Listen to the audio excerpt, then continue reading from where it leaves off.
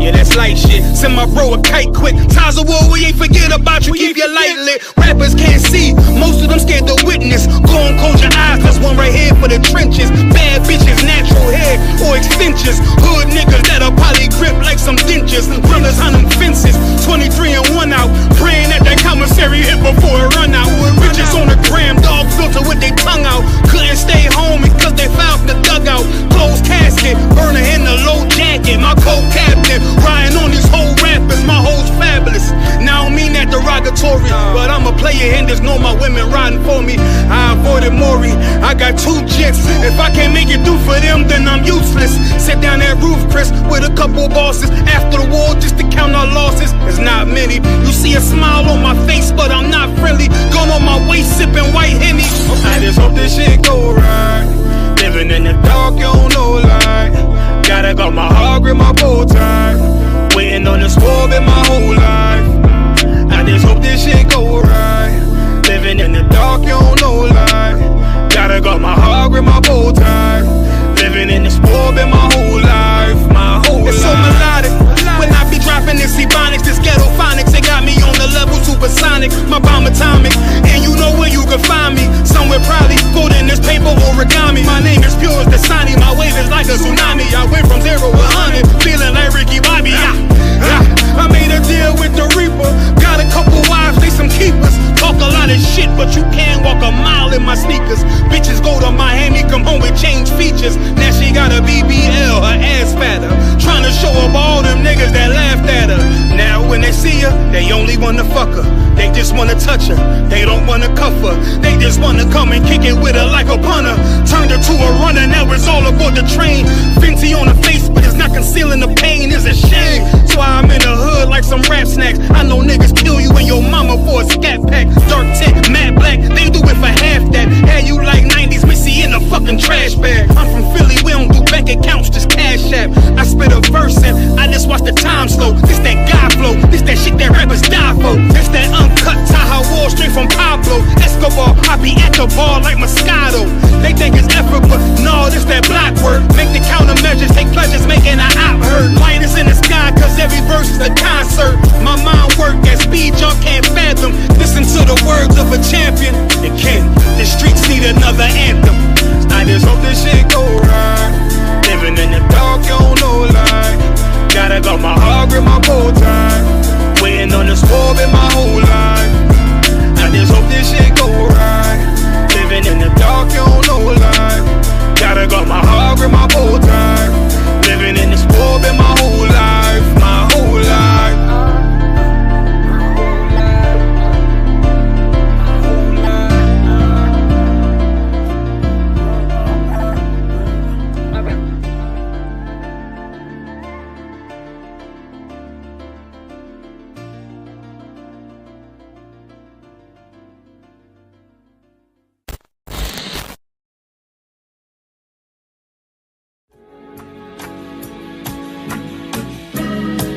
They killed, give me Isaiah 14 and 21. They did the same thing to my people. So you said that they put millions of my taxes.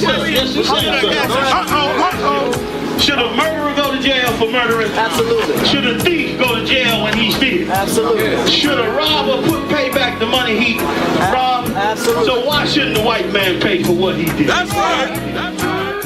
One day you'll see just how it feels. Payback is a dog. It's a dog. Payback is a dog. It's a dog. Payback is a dog. It's a dog. Payback is a dog. It's a dog. I'm in a hell of a hole. Was never expected to grow. Just obstacles set in the road. That a result of me selling my soul. The story I'm telling is cold, but yet it's what everyone knows. The white man's the devil is known. America was never our home. Only a place of captivity, save facility, hating, disfigure me. They claim that I'm lazy, be killing me. Maybe this slavery draining my energy. 400 years and counting. The trail of my tears is countless. Main fact that I'm here is astounding, but I can't wait till this shit is surrounded. Ready to tangle my king and the angels, be ready to rap. Crack in the sky, nuclear missiles and make it official. I'm capturing every cracker surviving. Put them all in chains where they need to be. Slavery for me. And let the whole world see that with them in the cage and safer in the streets. Put the dog on a leash. Get resolved for the beast. 144, get the ruler show, we could all be at peace. As soon as the trumpets are sound, your kingdom we busting it down. The only way justice is found, the time for your judgment is now. You see just how it feels. Payback is a dog. It's a dog. Payback is a dog. It's a dog. Payback is a dog. It's a dog. Payback is a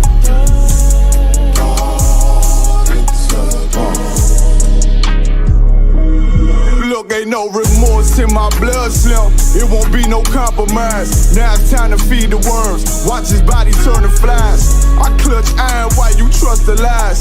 The next Glock I buy gon' be Gen 5. I get it customized. And sending shots off like farewell. Praying payback come back around like a carousel. Still remember your Honda's words ringing in my head like bells. Said you in this body, you fit the Lord, fuck the cartel. Triangle choke, apply pressure to the game like I did Von Dale.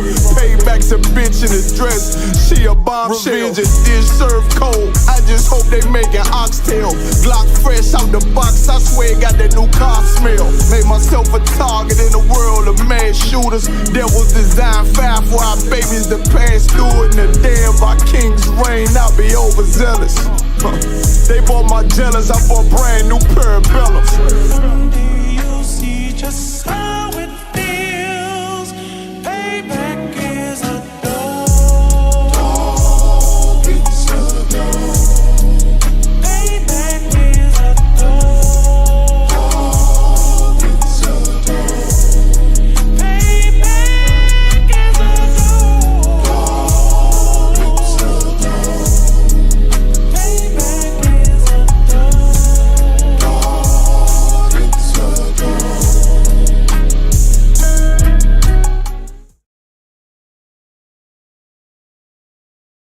Shalom, Israel. It's that time again. The ISUPK, under Commanding General Yahana, presents the Lord's 57th Annual Passover. That's right, the Lord's 57th Annual Passover, April 4th, 2026, in Houston, Texas. All Black, Hispanics, and Native Americans are commanded to observe the Lord's Passover. This will be the biggest Passover to date. You do not want to miss this. Fresh lamb, fresh wine, and bitter herbs as commanded by the Most High. Only $200 per person, ages 17 and up. The biggest event of the year. There is only one Passover, and it's under Commanding General Yahana. See you there, Israel. Shalom. Nobody else there to compare to. Train for war, men of war, and warlike apparel. Prefer our leaders, can't get between us. Watch where you stepping.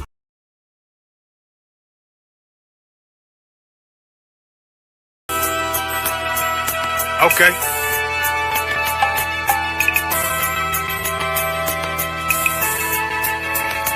Homie, I've been... There's a king that's coming back to save our people. Now, we should be preparing ourselves for the return of our king, not stuck up in these denominations and religions that's destroying our people and destroying our nation. So when we are in this kingdom and a brother or a sister is doing wickedly in this kingdom, we must tell them, look, the world is expecting you to stay docile, to stay stupid. That's what Christianity teaches our people. Teaches our people to hate one another and love the oppressor. Like, we'll never forgive one another for anything that another brother or sister do to us, but we'll forgive the oppressor in a heartbeat. There's something wrong with that, man. Imagine living your life as a whole Christian your whole life, and life's good because you're a Christian and Jesus is white and everything's going great, and there's a landslide and the earth opens up and you go downstairs and you walk through this place and you see a black Jesus, man. Why is Jesus Christ black with an afro in the catacombs, man? This predates the Renaissance period. So when you read the book of Genesis, the trees in the garden with other nations, a leaf, what does a leaf do to a tree? Cover the tree. So Adam took the covering of another nation. What's the covering of another nation? Their culture.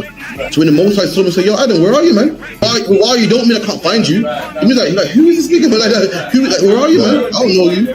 Okay. So the Ba al Banya Yasha'ala wa Amarath al Hamma wa Idea Yahau. The Ba means speak. Al, when it's joined with something, so al Banya means what? Unto, right? Excellent. So al when it's joined with something means unto. Banya means children. Yasha'ala is Israel. So unto the children of Israel. Like if it's one thing a hoe gonna do, a hoe gonna hold. But she can't hold if there's nobody to hold with. And the thing she said at the end, where she said, I went back and I lied to him and he still wouldn't do it. And then she threw up her hands and she said, well, he'll just be a brother. That's what he need. That's brothers. Right. If we have more brothers, hoes like her wouldn't have no outlet. There was a man in the land of Oz, his name was Job, and that man was perfect and upright. There you go, the man called Job. I think Job is what, that afflicted. And that man was perfect and upright, meaning what? You can be perfect, man. Job was a man like everybody else, man. Job wasn't no angel, he didn't come from the heavens, and that man was perfect, meaning what? You can be perfect in the Bible. Being perfect is in the Bible. Had fringes on my coattail way before Jimmy. Funny how the general ain't even see a penny. Better show respect, get smoked like a chimney. Keep my name out your mouth, don't even think it. Send a real Smith that y'all know Jada Pinkett. Both ball heads, my grain a $1.50. Lost my man to the game, that pain that stuck with me. Had to find a cheat code to the street though, cause them niggas getting foul, shoot you like a free throw. Keep spitting acid like a Mino, and the nigga be the nicest with a mean flow.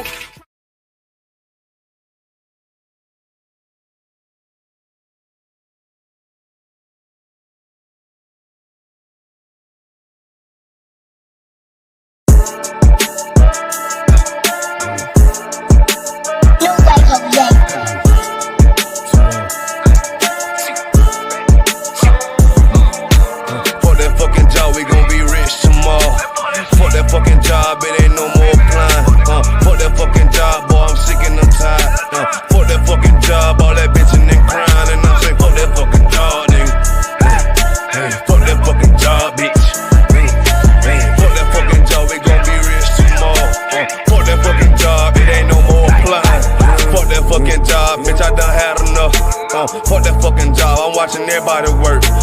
Fuck that fucking job, that little pay by the hour. Yeah, fuck that fucking job, my back hurting and I'm hungry. Yeah, fuck that fucking job, nigga, on soul. Yeah, caught between the two, get this money, go home. Yeah, all these people so, now these bitches they messy. First day I came in, I bossed up on the bosses, and they promise nigga this, promise nigga that. Want my ass to work and bring that paper back. Sean, where you been? I been taking the shit. Knowing damn well that I don't fucking sleep. Fuck that fucking job, we gon' be rich tomorrow. Fuck that fucking job, it ain't no more applying. Fuck that fucking job, boy, I'm sick and I'm tired. Fuck that fucking job, all that bitching and crying, and I'm saying fuck that fucking job, nigga. Fuck that fucking job, bitch. Fuck that fucking job, we gon' be rich tomorrow. Fuck that fucking job, it ain't no more applying. Fuck that fucking job, me and bro we just posted. Look him in the eye, shake my head disappointed. We gotta visualize, summarize, execute. All these people dropping like fly, why the fuck we still here? Man, fuck that fucking job, when I pull up I hate it. Yeah, fuck that fucking job, that's on all of their faces. Fuck that fucking job, man, I'm already lit. Man, I hear one thing, boy, you bound to get hit. Man, the bills cross a nigga's brain. Damn, that's how you keep a nigga damn a slave. Damn, money supposed to be a tool. Damn, for a purpose, what's your purpose for? Fuck that fucking job, we gon' be rich tomorrow. Fuck that fucking job, it ain't no more applying. Fuck that fucking job, boy, I'm sick and I'm tired. Fuck that fucking job, all that bitching and crying, and I'm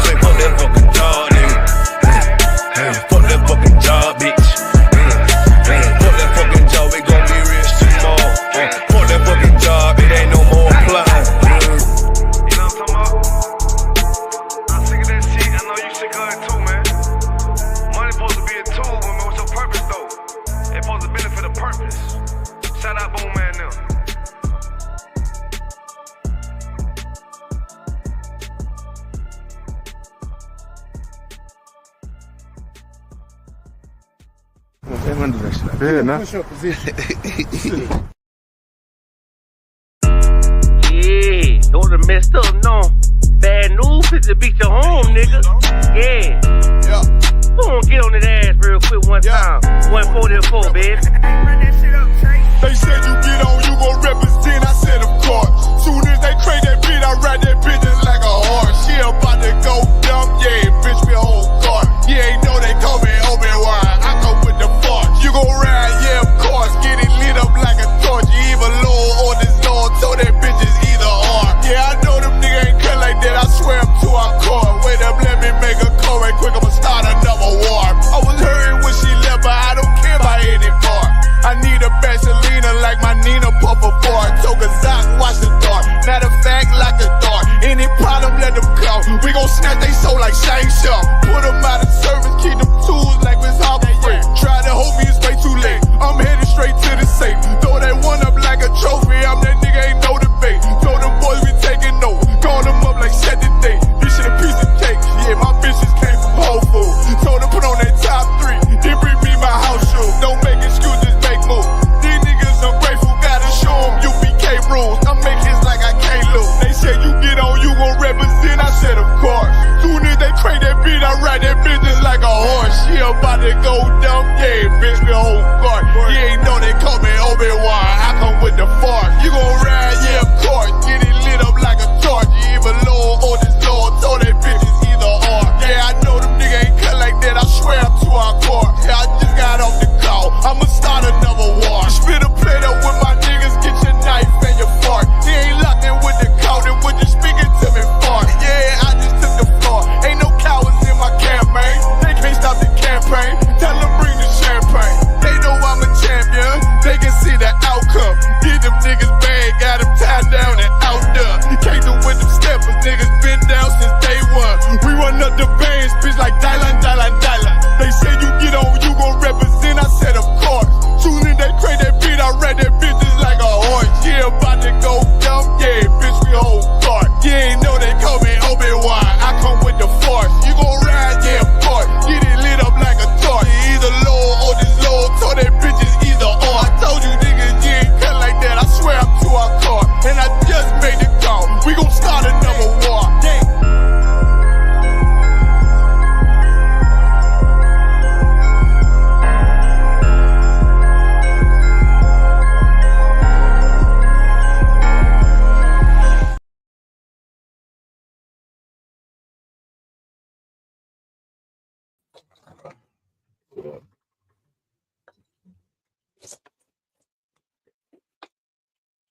Right, Shalom, this is the ISUPK Leicester class.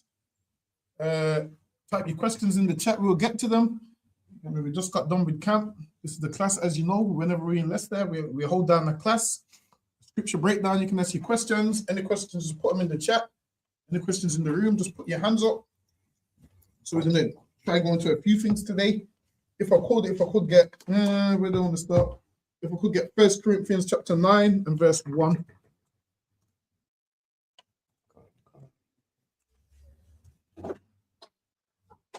Book of 1 Corinthians. Okay, Book of 1 Corinthians chapter 9 and verse 1. Am I not an apostle? Am I not free? Have I not seen Jesus Christ our Lord? Are not ye my work in the Lord? So Paul is doing what? Asking rhetorical questions, man. Paul's asking them, am I not an apostle? Meaning he is an apostle, so he's asking them a rhetorical question. He ain't expecting an answer. He goes, am I not free? Have I not seen Christ our Lord? Now, when did Paul see Christ?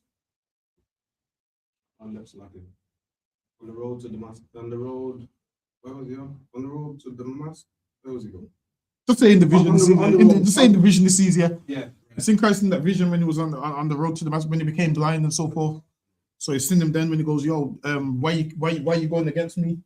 That's when he's seen him. Go ahead. Kind of the one kind. If I be not an apostle unto others, yet doubtless I am to you. So what's he saying right here? What does that mean? If I could, sir, he's saying like even if it is that he's not an apostle unto others, it's a fact that I'm an apostle to you at least. Exactly. And the reason why he's saying that is the verse above when he goes, are not ye my work in the Lord? Right. So he's like, yo, are you not the ain't you what I've produced in this truth? He's saying in this truth, you're what I've produced. So he's saying even if I'm not an apostle unto others, usually I'm an apostle, man. So now listen, man. But what you'll find out is people out there in the world, they won't consider us apostles, or they won't consider us prophets.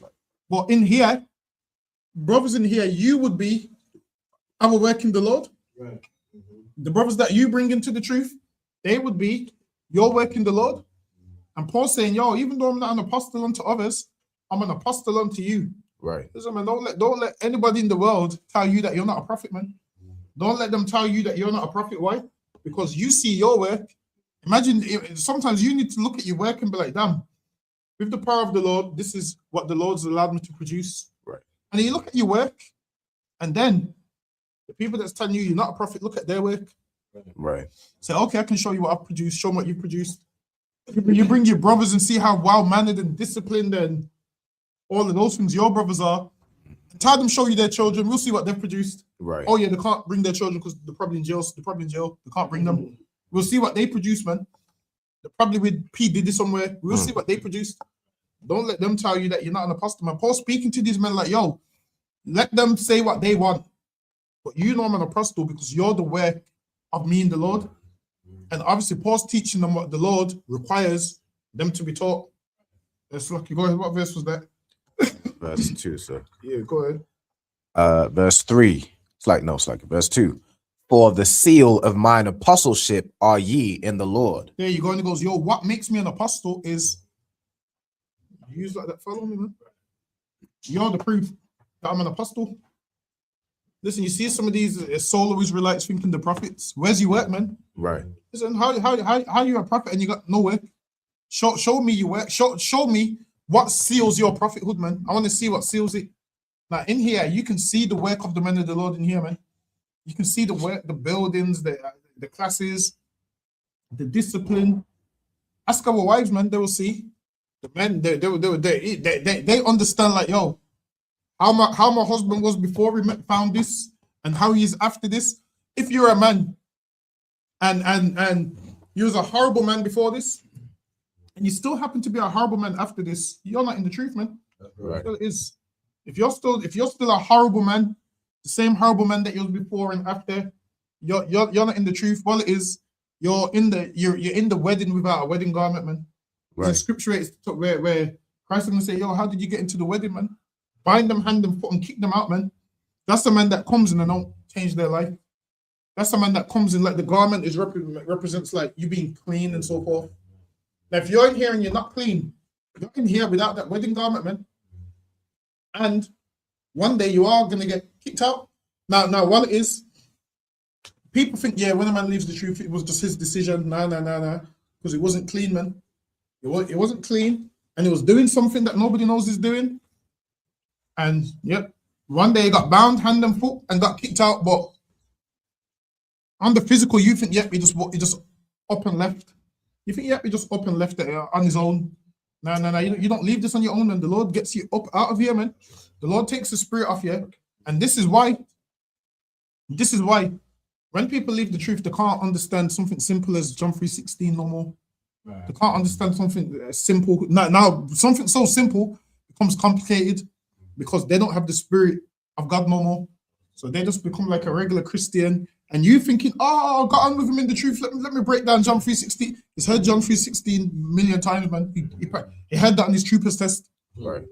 So if he don't believe it no more, this you trying to give him another breakdown? No, because this well it is. Honestly, don't waste your time, man. Save yourself the time. Yes, lucky. Go ahead. Verse 3. Mine answer to them that do examine me is this: have we not power to eat and to drink? Now Paul's saying, those that examine me, this is my answer to them. Have we not power to eat and to drink? Go ahead. Have we not power to lead about a sister, a wife, as well as other apostles, and as the brethren of the Lord, and Cephas? Or I only and Barnabas, have not we power to forbear working? And he goes, have we not power to forbear working? Meaning, he's got power to do certain things. Go ahead. Come on. Who goeth a warfare? Who goeth a warfare any time at his own charges? Who planteth a vineyard and eateth not? Because who plants a vineyard and eats not? What does that mean? That means what you work doing, you're gonna eat off the work that you do, man. Now, if you plant the vineyard, you're gonna eat off the vineyard. Listen, man, Paul said, who plants a vineyard and don't eat thereof? The oppressor made us plant a vineyard and didn't allow us to eat, man. Imagine that we sugar cane and rum. Imagine we can't even have a shot of rum and I'm producing all of it, man. Right. My name should be on the Ray and Nephew bottom, man. The amount of Right. rum we produce, the amount of sugar cane we cut down, man. It should be named after us. But listen, man, we done all that and got not a penny for it, but it's lucky. Go ahead. Kind of the one kind. Who planteth a vineyard and eateth not of the fruit thereof? Or who feedeth a flock and eateth not of the milk of the And he flock? goes, who feeds the flock and don't even get none? Like, say, for instance, if you've got a cow, imagine you're taking care of a cow and you don't get no milk from that cow. Right. Of course you're gonna, man. You're taking care of the cow, so it's only right you get a reward, man. It's only right, like you feeding the cows and so forth. You should get some of that beef and whatever. Why should you do all that work and get no reward of it? Go ahead. Kind of the one kind. Say I these things as a man, or saith not the law the same also? So now he's saying, am I saying these things as in my opinion, or does the law not say the same thing? Right. For it is written in the law of Moses, thou shalt not muzzle the mouth of the ox that treadeth out the corn. There you go. And he's saying, yo, even the ox gets to eat corn, man. The ox works and the ox gets a reward. The ox gets to eat of its reward. Right. In slavery, we didn't get to eat of no reward, man. They put something on your mouth so you couldn't. And that's how you know they don't believe in the Bible, man. Right. They're meant to be Christians and they muzzled our mouth, man. Mm. And the Bible says you don't even muzzle the mouth of the ox. The Lord said, yo, you take care of the ox. And how are they going to try and make me become a Christian? And they muzzled our mouths when we was doing all the work for them, man. Right. I should have had sugar galore, man. What's those things you used to have for Arbon? It's like a little plastic and the sugar used to come in there. No, I'm not about it. Sherbet, John. Is it sherbet? Yeah. Is it the straws? You can No, bite the straws. There's beer sugar in there. Listen, man. Arbon deserve loads of those, man. Listen, the amount of sugar came and picked. Him and Habanjagard deserve loads of those, man. Right. Used to come different colors and different flavors, right? Yes. You know, that yellow, red. That's what I'm saying. Imagine the oppressor would have you doing all of that and you can't even enjoy the sugar, man. Mm. The oppressor is the devil, man. That's right. Now, if they was Christian like they say and followed the Bible, they would have read this when Paul's like, yo, doesn't the law say you don't muzzle the mouth of the ox? And they muzzled our mouth, man. Right. And we greater than the ox. We're Right. better than the ox. And they muzzled our mouth. Go ahead. It's like you go ahead to also too that the Bible says if you got a servant, if you smite his eye, then you should let him go free for his eye's sake. Exactly. Or if you smite his teeth out, then you should let him go free for his tooth's sake. So yeah, And they didn't do that, man. They would knock your teeth out, bust your face open, right. And you're going back to work tomorrow. They'll break your arm, your fingers. You're going back to work tomorrow. Right. There's no you going free. And this is why when we rule the earth, we're gonna rule the earth, and we're gonna apply all these laws, man, that they didn't apply. These laws that they claim they believe in, we're gonna actually apply them. Go ahead. Doth God take care for oxen? There you go. He goes, does God take care for oxen? Or saith he it altogether Let's for look at, what verse you at? I was at verse 9. Oh yes, okay, go ahead. I'm at verse 10 now. Or saith he it altogether for our sakes? For our sakes, no doubt, this is written. He that ploweth should plow in hope, and he that thresheth in hope should be partaker of his hope. And what does that part mean? So read that one more time. Okay. For our sakes, no doubt, this is written, that he that ploweth should plow in hope, and he that thresheth in hope should be partaker of his hope. Go ahead. So yeah, if it if you sow, sow? So like plow it, either plow. If you plow in hope, yeah. You do this work, do it in hope. You know what I'm saying, and then you'll get in the flip side, you'll get your reward. What is it again? The says he that thresheth in hope. Thresheth, right? So when the time for wheat, time for harvest, then you'll get your reward. Yeah, meaning everybody that works expects to get a reward, man. Right. Like what we're doing right now, this ain't for free. Listen, we're doing this so we can get reward, man. Right. We're trying to get a crown, man. Right. We're trying to get a crown of life, and that's what we're trying to get. Paul saying, yo, listen, man. Paul saying, yo, ain't nobody doing shit for free, man. That's what he's saying, yo, people are doing things for a reward. Like when you go to work, you go to work for a reward. What's the reward? You payment at the end of the month. When you go everywhere, you want a reward. Your reward at the end of that is payment. Paul saying, yo, a man that plows, he's plowing in hope, meaning at the end of it, there's going to be some reward. A man don't just plow just to plow. You don't go to work just to go to work. Right. All of this, I love my job. You're lying, man. You go there for the money, man. Why you say you love your job? You say, listen, I don't think I've loved the job yet. And I don't think it's possible, but for me, it might not be possible. Maybe it's the jobs I'm doing, but listen, I ain't love not. I hear people say my dream job, and it's good to have goals, ambition, and aspirations, but my dream job can't be some white man telling me, yo, you're late this morning. That's not my dream job. My dream job is getting to work when I get to work. My dream job is knowing I can take a detour and the work still gets done. I just get there and I just sign a few emails. I just sign a few signatures and I'm gone. That's my dream job, man. My dream job ain't to go there and 9 to 5 in the office with the aircon on freezing and having to speak how they speak and no, that's not my dream job. But it's like you go ahead, to Zapon. Yeah, it's like the prophets asked Christ, innit? We're forsaking all and follow thee. What should we have in the what should we have in the regeneration of the Exactly. You get me? Yeah. So hearing African music is not my dream. So lucky. Hearing African music is definitely not my dream. I can hear it right now. That's not my. Listen, I need a world where we don't hear that no more. Right. But it's lucky. Go ahead. Kind of what can't say. Verse 11. If we have sown unto you spiritual things, is it a great thing if we shall reap your carnal things? Listen, man, what he's saying is read that part one more time. If we have sown unto you spiritual things. If we have sown unto you spiritual things, meaning if we help you with spiritual things, like we help you get off drugs, right? Fight depression, fight demons. Should we not get your carnal things like your tithes? Right. Pay your tithes, man. That's what Paul's saying. Paul's saying, yo, we helped you with all these spiritual things, and now you're going to turn around and say tithes is corn. Listen, we helped you with all these spiritual things, and now when it comes time for you to give carnal things, you don't want to give it. Right. What Paul's saying is, we've helped you, man. Pay your tithes, man. That's what Paul's saying right there. He's saying, we've helped you with all of this, and you should pay your tithes. That's what he's saying. He's saying, we've helped you with all of this. You should pay your camp funds, man. Right. We've helped you with all of this. You should come to camp, man. That's right. Imagine this. I'm helping you with all your problems. And then you don't want to do the simplest things like check in, come to camp, pay your tithes. What?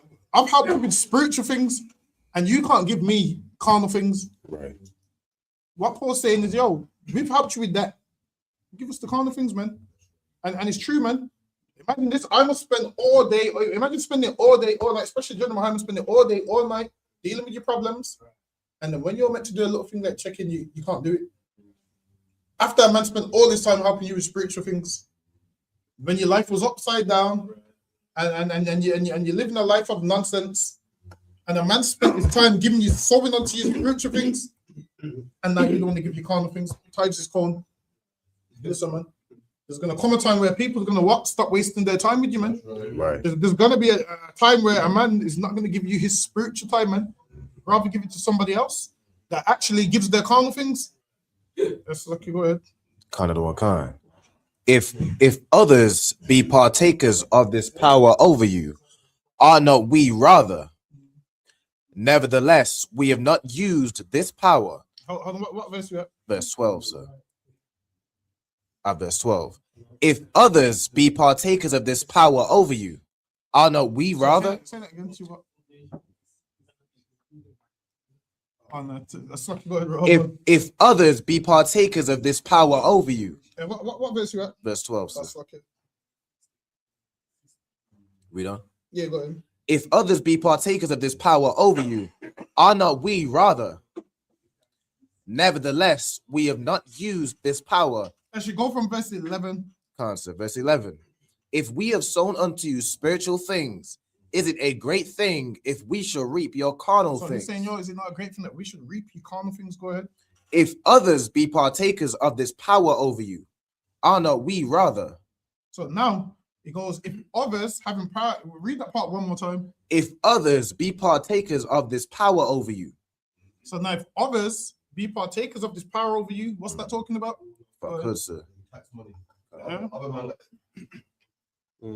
Like other people want their tax money, you give them no problem. Exactly. We give you spiritual things. And there's a problem with that, man. You want it free, but the white man wants his rent. You got that power over you. You pay your rent, man, on time, man. Exactly. The white man wants his bills paid. You give him that. If others want that power, they get it. But when it comes to us, you give you spiritual things. For some reason, people think it's free, man. So luck, yeah. Nobody complains about the person taking tax out of their paycheck. No one listen, every year when they say, yo, we want our council tax, people pay it straight away. We ask your times. There's an issue, man. The others, you give the others power over here. Right. But then you refuse. Well, it is you refuse to give us power over here because in your mind you just think we're just some niggas, man. You don't see us as priests of God. Right. If you did, you'd be like, no, I'm paying them first. Listen, I remember one time Captain Shot said, yo, I told the sister, yo, forget that, don't pay your bills, you pay your tithes. Right. I was like, yo, that shit's rough. I was like, yo, that shit's rough. I told her, yo, don't pay your bills, pay your tithes first. And the sister done it and she's fine, man. It all works out, man. Right. It goes, yo, how about it goes, yo, if you show the Lord that you're scared of them more than you're scared of him, what do you think is going to happen? So what you're saying is this devil is more powerful than the Lord. So you rather pay your tithes first and say, yo, whatever happens next happens next. But you pay them tithes, man. That's the Lord's name. Let's look. Go ahead. Come on. If others be partakers of this power over you, are not we rather? Nevertheless, we have not used this power. Meaning they have power over you, and the way they force you, we don't use this power, or we don't force you to do these things, man. We don't use the power that we have to force you to pay anything. Right. What we say is, yo, brothers and sisters, support the truth, man. That's what we say. Say, yo, support the truth. We ask for a donation and so forth. That's what we do, man. You pay this, do that. Right. Whereas they force you to do it and you do it. And the spiritual things that we've done that actually keeps you alive, you don't want to do it, man. Go ahead. But suffer all things. We suffer all things, go ahead. Lest we should hinder the gospel of Christ. Go ahead. Do ye not know that they which minister, what verse here? Verse 13. Do ye not know that they which minister about holy things live of the things of the temple? Meaning those that work in the holy places, like the priests and what they do, the prayers and the sacrifices and all of that, that's their job. Right. They do all the work of the temple. Go ahead. Live off of the things of the temple. And they live off of the things of the temple. They clean the silverware. They do the templeware, the partakers of the altar, and they live off the food which is on the altar. Right. Whatever goes on the altar, the priest eat it, man. The Lord will say, yo, sacrifice the lamb. Who do you think cleans it up and does all that altar work with it? The priest. And who lives off it? They live off it, man. Go ahead. And they which wait at the altar are partakers with the altar. And they which wait at the altar are partakers with the altar. What does that mean? Yeah, like so read that one more time. Come on, sir. It says, do not they which minister about holy things live of the things of the temple, and they which wait at the altar are partakers with the altar. So that's the burden, isn't it? Like they got to dwell in the temple, they got to keep the things of the altar, keep the school clean, keep keep the school clean. It's been that you want to simplify it because this part's talking about the altar, so you want to stay there. Oh, the altar, yeah. So it says the partakers of the altar. Okay. So what you want to say is, right, they sacrifice the meat and they eat the meat that comes off the altar. Okay. So that's you want to simplify it. Once you start talking about the cleaning, it deviates kind of. I get what you're saying, but that's not in the verse. So you want to stay right there, like the partakers of the altar. Yeah. Doesn't talk about them sweeping the floor. Right. It says the partakers of the altar. Yeah. I get what you're saying. That's what they do. Yeah, sacrifice so they would deal with the sacrifices and then they would eat what comes off the altar. Go ahead. Meaning partakers of the altar means the partaking of what comes off the altar. So now they'll say, yo, to and sacrifice a lamb. You'll give a lamb to the priest, you'll put that lamb on the altar, and then they would just eat it when it comes off. That's their meal. They're partakers of so they're basically getting rewarded for their work. Right. Eating what comes off the altar. Yes, look you. And they lived off the tithes, the alms, the donations. God. That's what the priest lives off, man. Listen, we priests in here and we have to go to work, man, because nobody ain't trying to pay their tithes and their donation, man. Right. We priests that have to go work for some devil.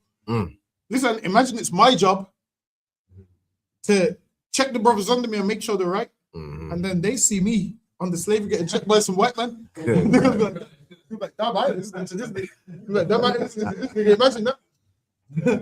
Imagine it was my job to do the checking, and there's some devil on the slave checking me. Listen, man, really, we're supposed to live off them donations, man. Right. We're supposed to live off that. It's a shame that we have to even go to slavery, man. Right.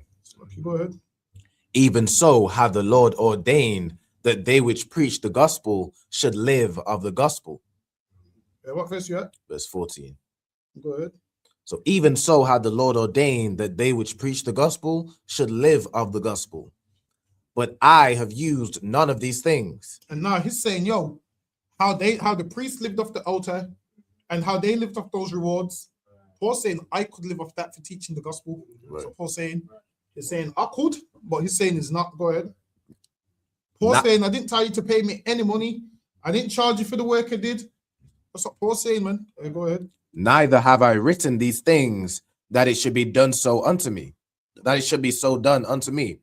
For it were better for me to die than that any man should make my glorying void. And he goes, it's better for me to die than any man should make my glorying void. Why? Because he's saying, yo, I don't need your money. He glories in serving the Lord. Right. That's what he's saying. He's saying, yo, the Lord looks out for him. Lest any man can say, yo, we brought you this, we done this year, we done that year. He's saying, nah, my glory is in the Lord, man. He ain't trying to live like your pastor. Go ahead. Abraham did the same thing, innit? When Abraham was saying, I don't want to, you don't want the heathens, basically, to you don't want to take nothing from them to say, you know, I made Abraham rich. You get what I'm saying? Yeah, that seems. He's saying, yo, Paul's basically saying, yo, the Lord looks out for me, man, lest anyone can say, yo, we pay for everything you have. And this is why sometimes, like sometimes, if you're a man with a woman, you have to know what kind of woman you got, because a woman will buy you things just so she can tell you, like, yo, you wouldn't have had that without me. Yeah. Sometimes she'll tell you, you wouldn't have had that without me. So, man, a woman buys you a car, sometimes she'll put the car in her name. As soon as you fall out with her, police are pulling you over in that car that's been reported stolen. I say, no, it ain't stolen. So, yeah, sometimes there's people that do things for you when it's not genuine. So, you just be mindful of you pick up the wrong woman. That's what might happen. Yes, lucky. Go ahead. Verse 16. For though I preach the gospel, I have nothing to glory of. So he's saying, though I preach the gospel, I have nothing to glory of. Meaning, he don't have no car. He don't have no nice suits. He's got nothing to glory of. He ain't got no riches. Hold that right there, but get me Luke chapter 9 and verse 57.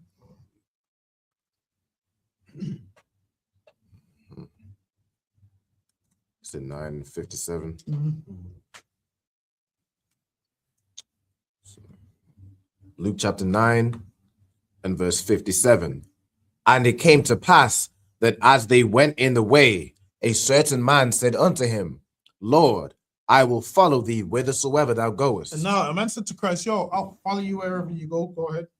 And Yahushua said unto him, foxes have holes, and birds of the air have nests, but the Son of Man hath not where to lay his head. What was Christ saying to him, man? If I could, sir. Go ahead. He's saying that, you know, all these animals have homes, but I don't even have a place I can lay my head. I don't have a, like, he don't even have a home, I guess. He's saying.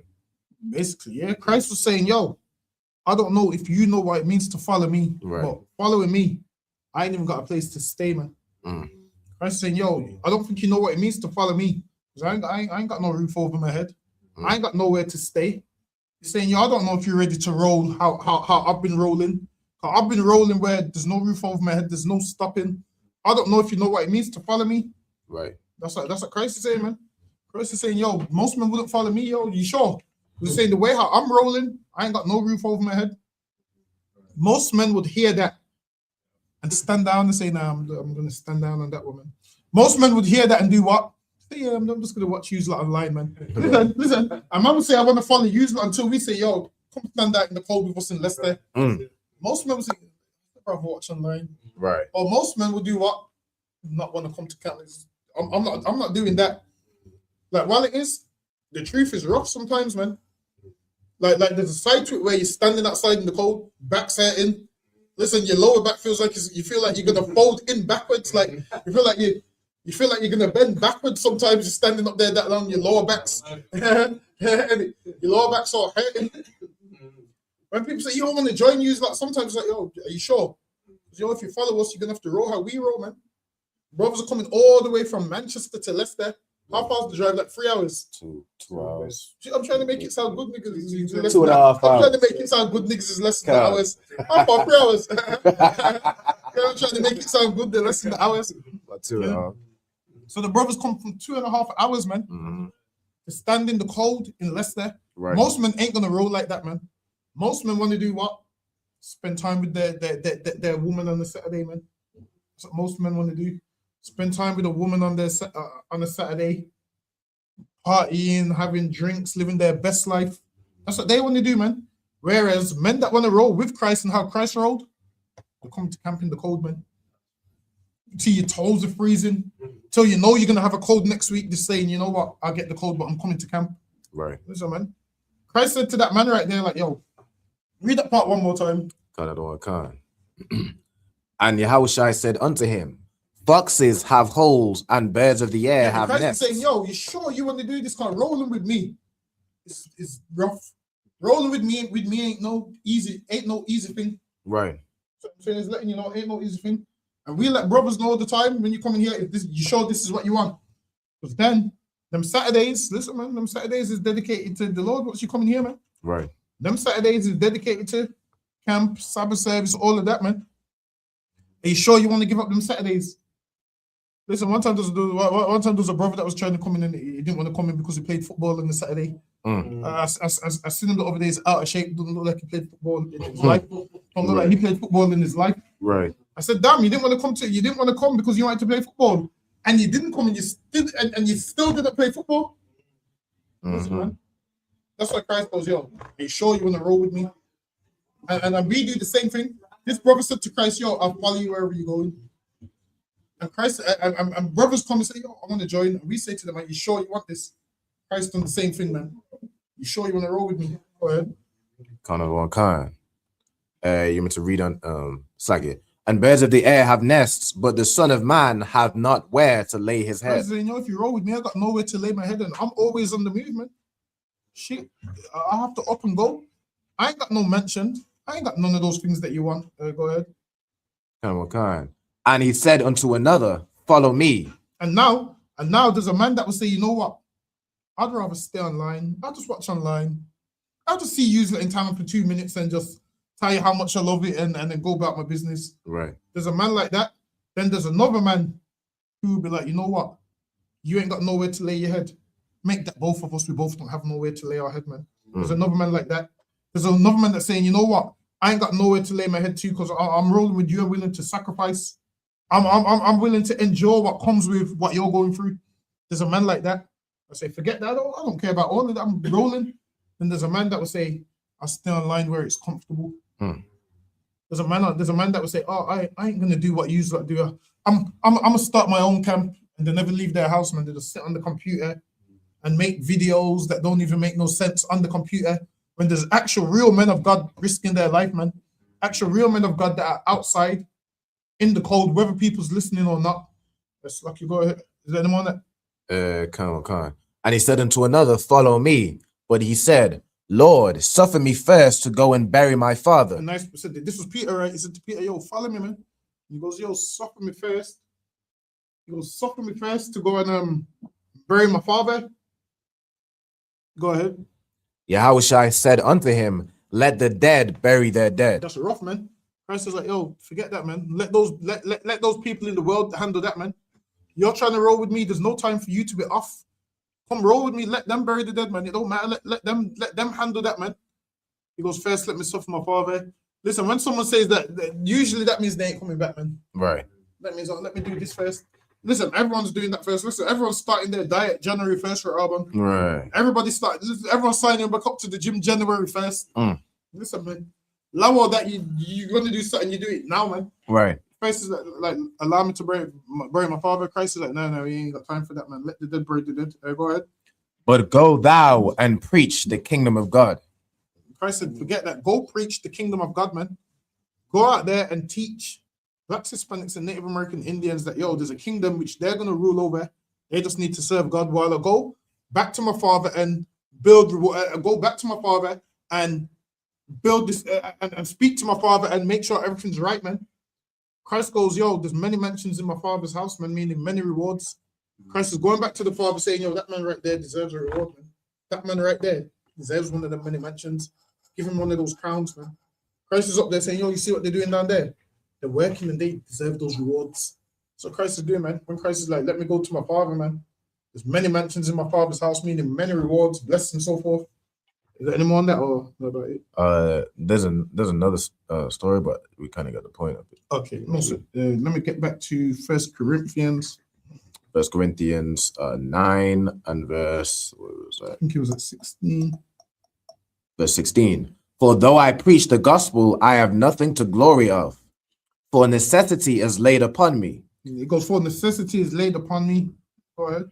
Yea, woe is unto me. So now he says necessity is laid upon me, meaning what? He does this job because he has to do it, man. Right. That's what he's saying. He does this job because he has to. He's saying he don't get paid off it. He don't get paid off it or none of that. He don't do this because it puts money in his pocket. Go ahead. Right. Yea, woe is unto me if I preach not the gospel. Now, what does that part mean? It means it's like if I could. It means I ain't got no choice. If I don't do this, he's saying, if I don't do this, the Lord's going to destroy me. He's saying, I ain't doing this for a reward. Like, I ain't doing this because I get paid for it. Right. I ain't getting paid cash for it like your pastor does. Right. He's saying, I'm doing this because if I don't do it, destruction awaits me, man. Mm-hmm. That's what he's saying, I do this because if not, destruction's coming my way.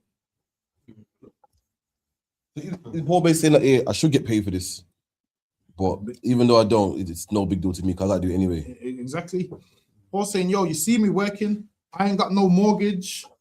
I ain't got no big house. I ain't got no fancy clothes. He's saying he's got nothing to glory of, man. He goes, for necessity is laid upon me, meaning he's doing this job because he has to do this job, man. Right. And he's saying, because if I don't do this job, I'm gonna get destroyed. So for him, this ain't about no money. He's saying, if I don't do this, I'm gonna get destroyed. Go ahead. For if I do this thing willingly, I have a reward. He goes, for if I do this thing willingly, I have a reward. Go ahead. But if against my will, a dispensation of the gospel is committed unto me. Read that part one more time. But if against my will, a dispensation of the gospel is committed unto me. So he's saying, if I do this and I don't want to do it, things are going to befall him for not standing on the gospel, basically. That's what he's saying right there. Go ahead. Come on. What is my reward then? But Paul's saying, this is what Paul's saying. Paul's saying is happy to serve the Lord. Now, this is how it goes. If you're not happy to serve the Lord, there's a matter of time before and then you'll stop doing it. Because you're going to be like, yeah, I've had enough now. So you'll be unhappy. You'll be unhappy. And then one day you're going to be like, I've had enough now. So lucky, go ahead.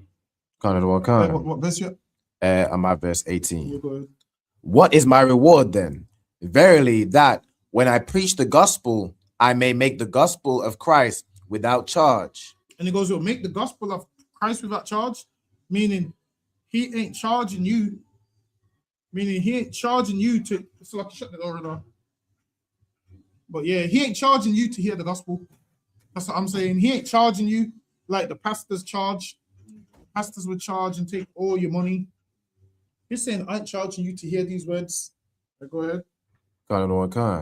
That I abuse not my power in the gospel. And he goes, I ain't charging you to abuse my power in the gospel. Your pastor abuses his power, man. That's the charges. Paul's saying, I don't do that, man. Go ahead. Right. For though I be free from all men, yet have I made myself servant unto all. He goes, though I be free. Go ahead. And what? So now here, when Paul said, though I be free by all men, what does it mean? When he said, I'm free from all men, what does it mean? Free from all men. Is that like the same as before? It's free from the taxes, free from paying taxes and tributary. No, because Paul had to pay tax. Free from all men.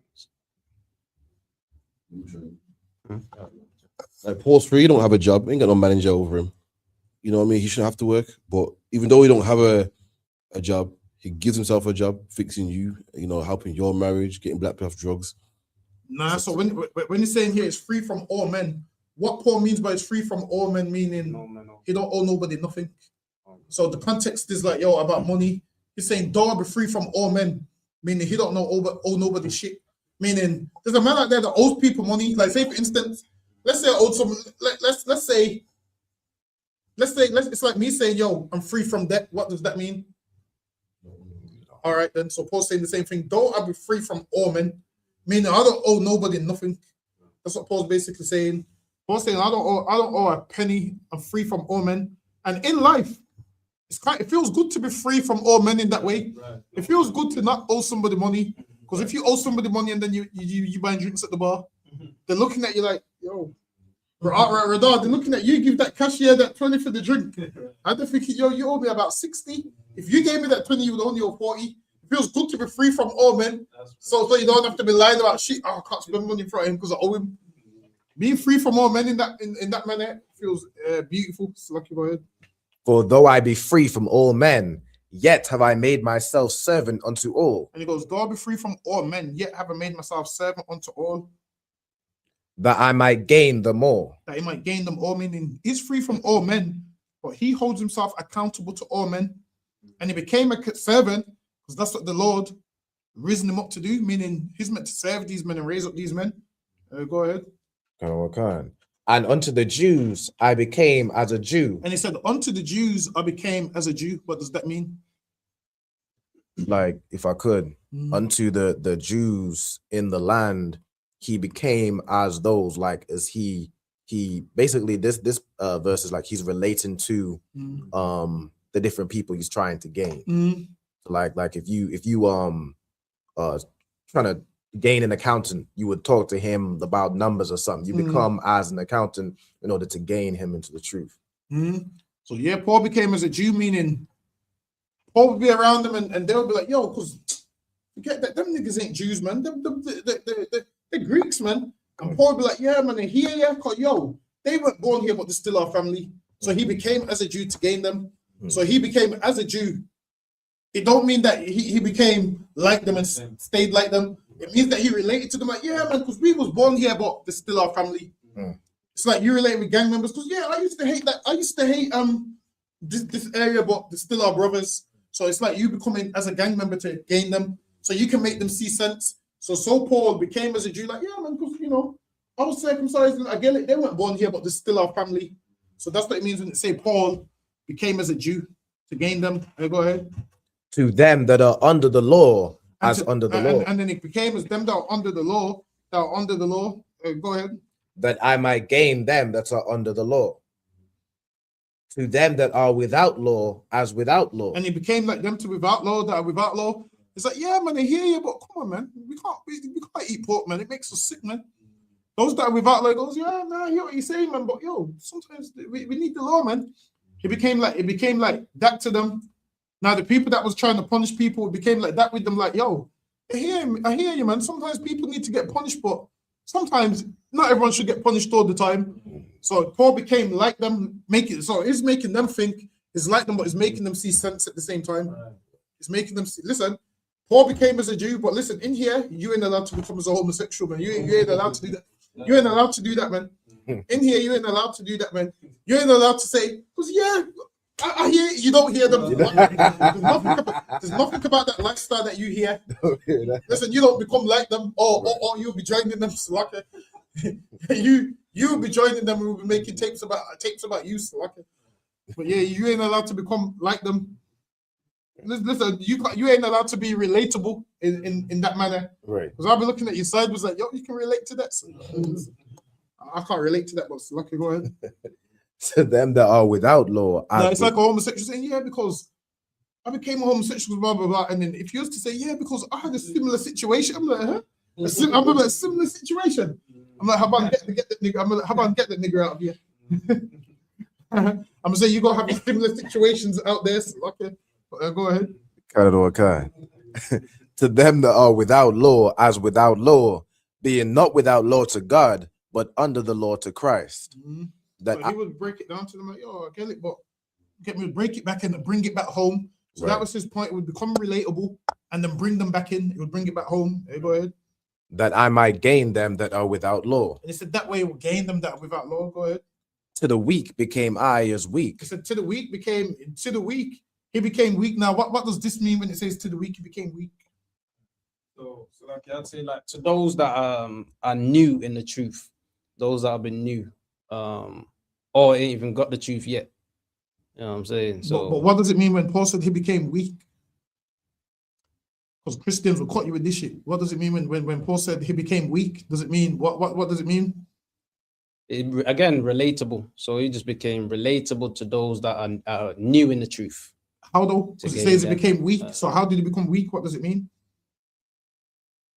Because now we in here we ain't a weak people. So what does it mean when Paul said he became weak? If someone says to you, well, Paul said he became weak, so you should become weak, what does it mean?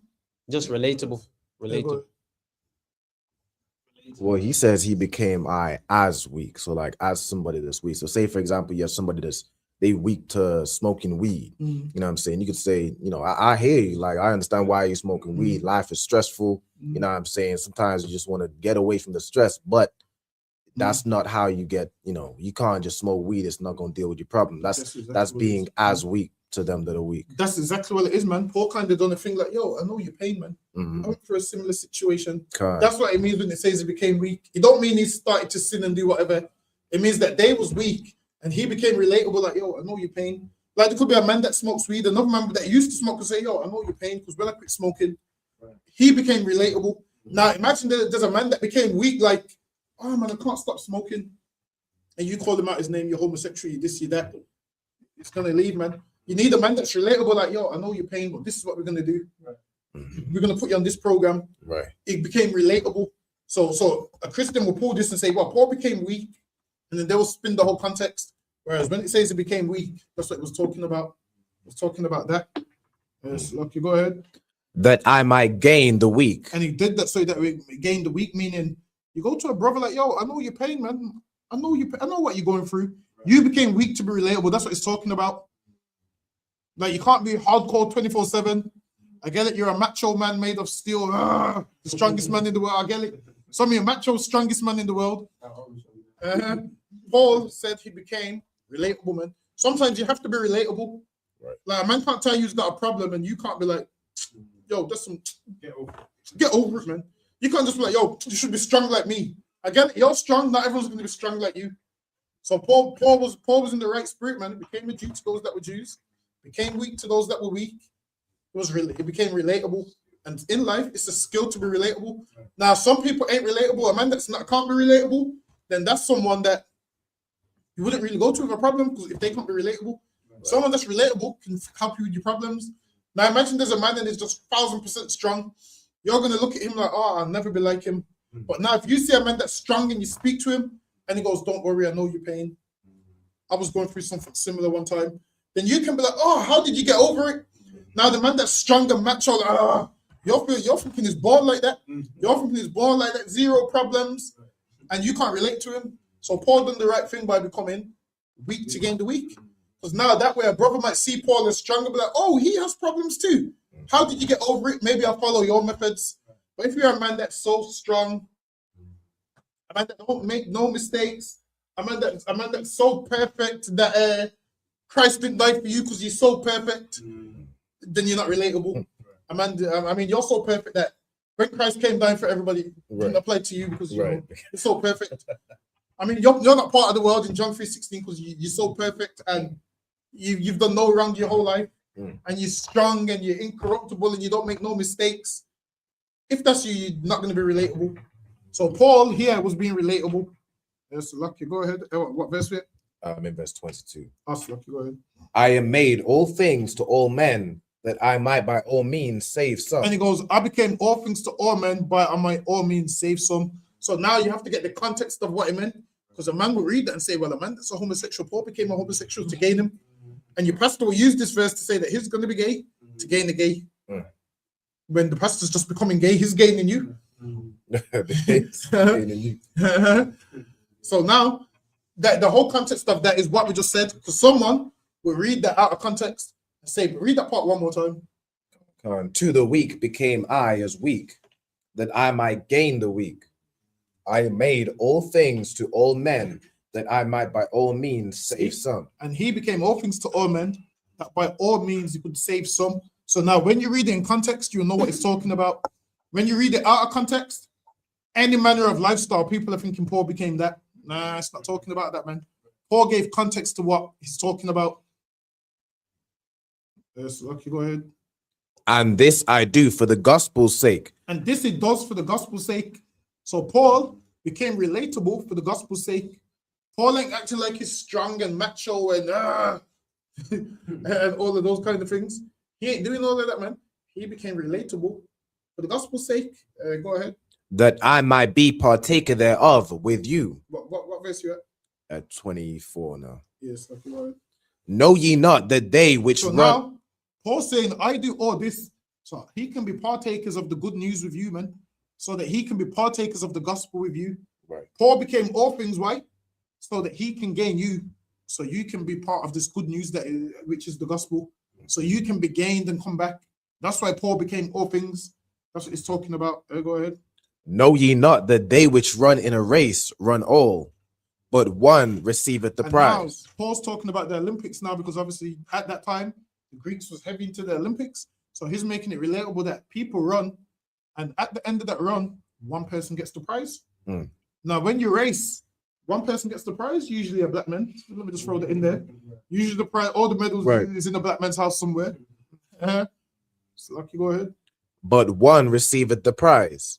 So run that ye may obtain. And he goes, run that you may obtain, man.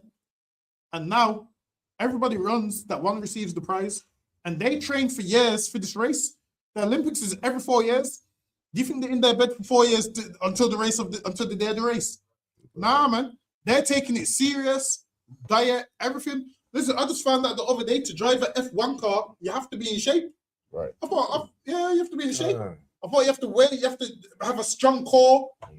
I just thought maybe a fat nigga can jump in the car, and I thought maybe a fat nigga jump in the F1 car and go around the corner.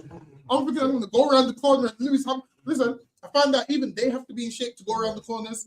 And it makes sense because when you go go-karting, the person who weighs the least usually wins. You've been go-karting before, right?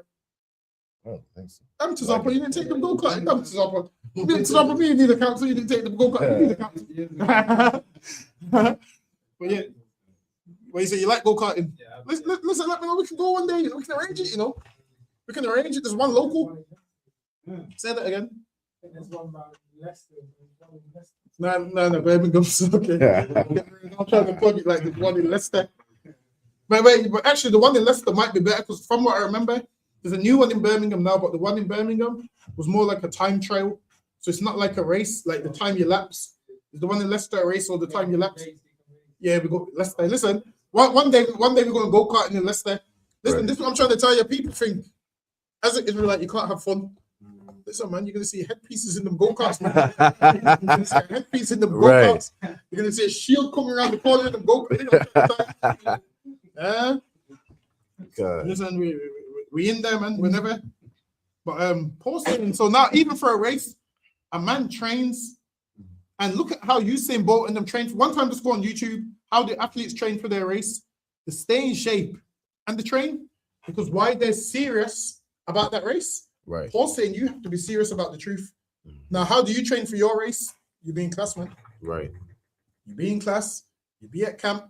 Like every time you come to class or camp, you learn one new precept, man. Okay. And then before you know it, you know 2 precepts, 10 precepts, 20 precepts, and you learn bit by bit. The same way these athletes learn when they're running. No, if you put your arm that way, you put your hand that way, it generates more power. Like they've got a whole method. There's a whole method to running. Right. That apparently in the first 30, 40 yards, you do, I can't remember what you do. You do something, and then you go into your speed. Like it's not that you just run from the get-go, but to us, we think you just run from the get-go. How do they know how to run properly and why? Because they train.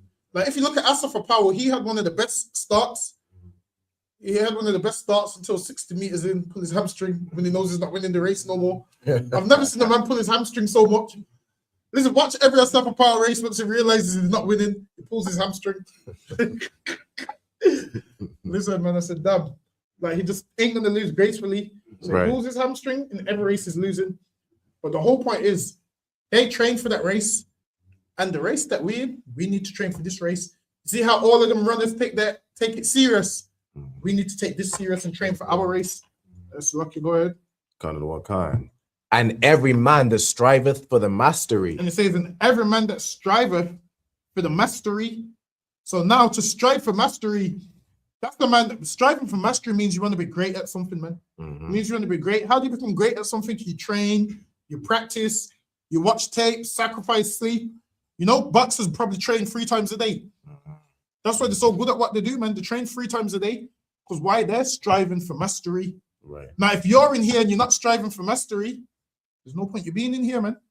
In here, you strive for mastery. Go ahead. Kind of what kind? And every man that striveth for the mastery is temperate in Every all man things. that strives for mastery is temperate in all things, meaning he's level-headed, man. Right. A man's temperate means level-headed. When you're striving for mastery, you have to be level-headed and you have to weigh up everything, man. Go ahead. Now they do it to obtain a corruptible crown. They do it to obtain a corruptible crown, meaning they're doing it for a gold medal that's not going to be worth nothing in the future. Right. A gold medal that someone's going to break into their house and steal. A gold medal that's going to be taken away. Imagine if they can do all of that training, sacrifice for a corruptible crown. How much more should you put in for an incorruptible crown? Right. You mean to say a man who's getting something which is going to corrupt is doing more than you, who's doing something for an incorruptible crown? You're supposed to be more serious about this than Usain Bolt is about running, man. Right. So you're supposed to be more serious about this than any of them athletes is serious about what they're doing, man. You see them athletes sacrificing, their moms taking them to football every week. They're doing that for a corruptible crown. And you mean to tell me you can't come to camp? Meanwhile, they can get to football every week for a corruptible crown. Right. And you can't do this for an incorruptible crown. Listen, man, you should strive for mastery. That's lucky. Go ahead. But we an incorruptible. But we are incorruptible, man. Meaning we do this for what? What's the incorruptible crown? The kingdom of heaven, sir. Exactly, and even deeper, eternal life. That's the incorruptible crown, man. Okay. We're doing this for eternal life and all the promises that the Lord gave us, man. We're doing this so we can have eternal life and all the promises that the Lord gave us. Right. That's why we do this, man. That's lucky. Go ahead. I therefore so run, not as uncertainly, so fight I, not as one that beateth the air. Meaning shadow boxing and so forth. He's saying, yo, I do this not like they do it for their incorruptible crown. Go ahead.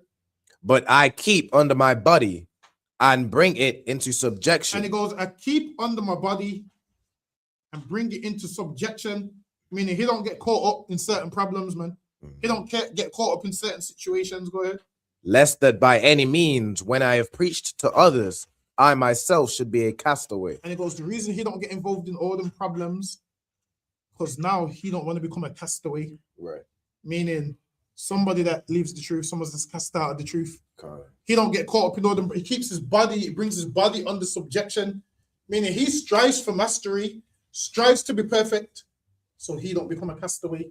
Right. Now, if you don't strive to be perfect in here, you're striving to be perfect in something else, man. Right. I mean, in life, everyone's striving for something. So if you ain't striving for something in here, you're striving for something out there, man. You're striving for something which is corruptible out there instead of something which is incorruptible in here. So, Lucky, go ahead. That's the end of chapter 9. That's the end of chapter 9. Yeah, let's let me get 1 Corinthians 10 and 1. Okay. Just read the whole thing down if anything. 1 Corinthians 10 and verse 1. Moreover, brethren, I would not that ye should be ignorant, how that all our fathers were under the cloud, and all passed through the sea. And it says, all our fathers were under the cloud. So now, when you read 1 Corinthians 9:8-7, now, right here in verse 10, Paul saying all our fathers were under the cloud. Now that gives it context. Who was under that cloud? Go ahead, Rilla. Exactly. Exactly. He said all our fathers was under it. So now, how could this apply to any other race? If Paul said all our fathers were under the cloud, this is what they were trying to do to you. Paul speaking to them in Corinthians, Now, if Paul wrote, if this is a letter, and Paul said all our fathers were under the cloud, now all you have to do is go to Exodus and find out who was under the cloud. Right. And then you know that this letter was to those people.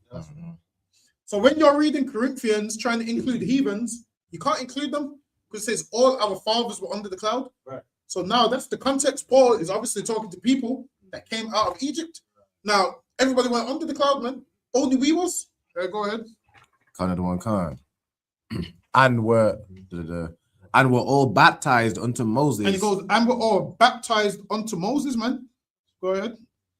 In the cloud and in the sea. So now, what does it mean we was all baptized unto Moses in the cloud and in the sea? What does it mean?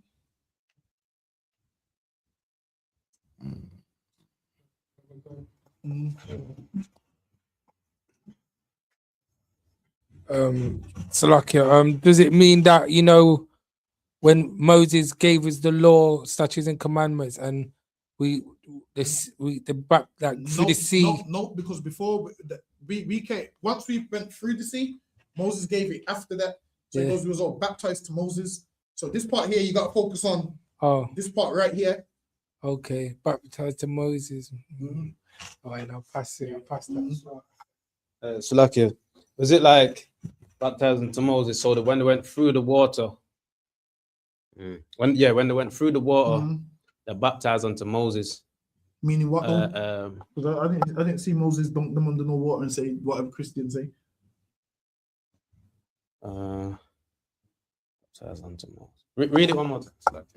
And were all baptized unto Moses in the cloud and in the sea. In the cloud and in the sea. Yeah, because the cloud followed them, innit? The cloud was the Most High that followed them. And in the sea, when they passed over through the sea, they passed through the sea onto Moses. But how was the baptized? Through the cloud and. Is it that they cleansed themselves of the ways of the Egyptians? So what happened is, once they passed through that sea, it was no longer attached to the Egyptians. So that's how it was clean.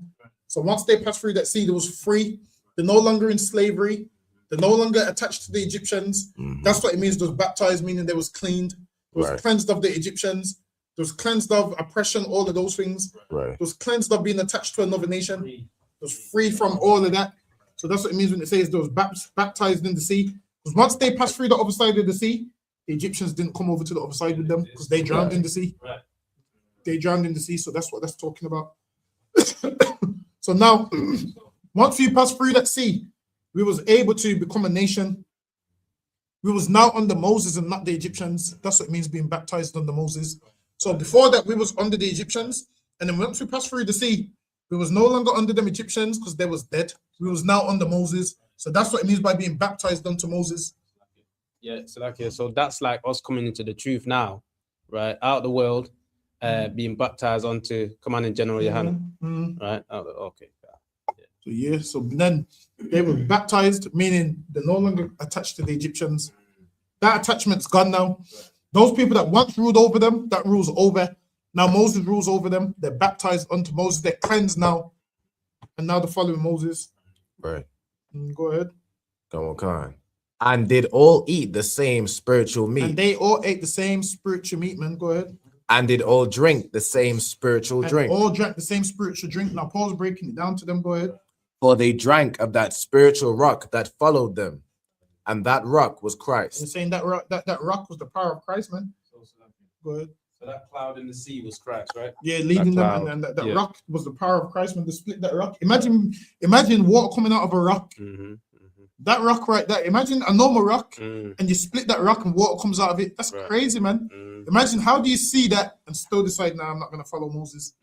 Exactly. Yeah. That's crazy. After you would have dehydrated to death, man. You would have died of dehydration, and you seen that water come out the rock. And then you still, after that, decided, nah, I want to follow something else. Nah, I want to follow somebody else and go back into Egypt. That's what they was trying to do. So lucky, go ahead.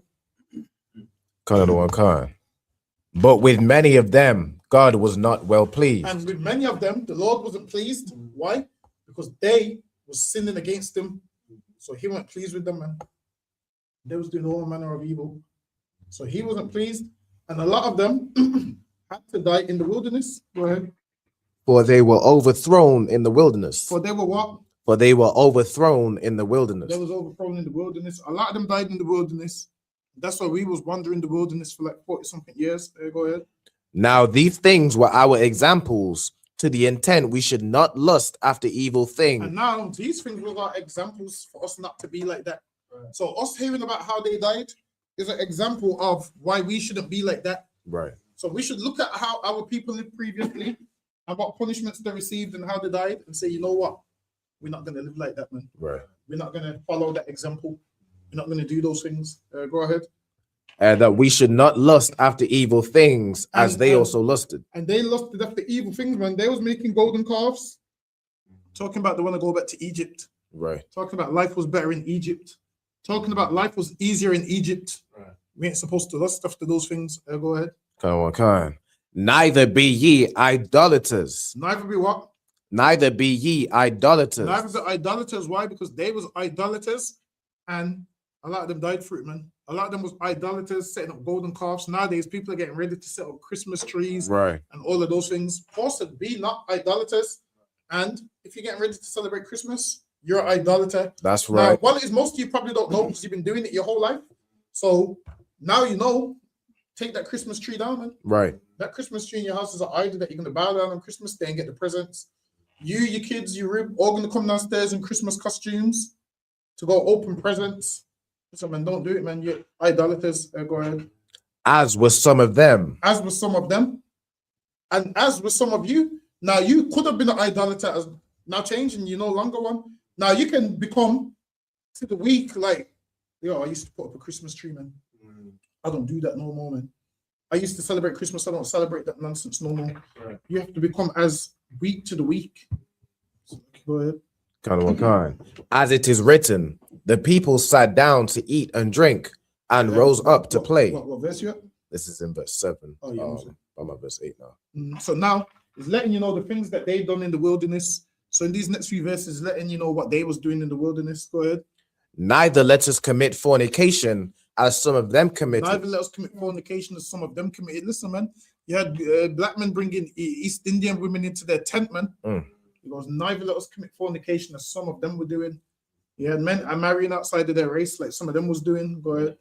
And fell in one day 23,000. And fell in one day 23,000. That's 23,000, man. 23,000 died. Why? Because they wanted to have sex with women that they're not supposed to. I mean, they didn't want no black women. They was like, nah, we've been seeing these black women from Egypt, man. We want something new, man. They're like, we want something new.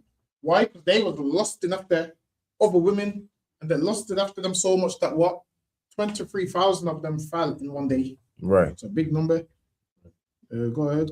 Neither let us tempt Christ as some of them also tempted and were destroyed of serpents. And listen, man, they tempted and they was destroyed of serpents, man. And now it goes, some of them tempted and were destroyed of serpents. That's talking about now when Moses had to put the serpent on the stick. So even Paul right here is quoting that same story. Paul right here is letting you know that, yo, Israel passed through that and what happened to them and the serpent on the stick. Paul's even letting you know that that whole stick was raised up for Israel. He's even letting you know the serpents and that was for Israel. So when you read John 3:16, that's the same. Yeah, it's the same thing. Go ahead. Exactly. 14 will let you know that how to put the serpent on the stick and so forth. Paul's letting you know the exact same thing right here. The same thing that John 3:16 saying, and Paul's letting you know the people who it was for, because they was destroyed of serpents in the wilderness. Right. Go ahead. Neither murmur ye, as some of them also murmured. And they moaned against Moses, man, saying, yo, this nigga brought us here to die. This nigga brought us here to die. And they was ready to stone Moses, man. Go ahead.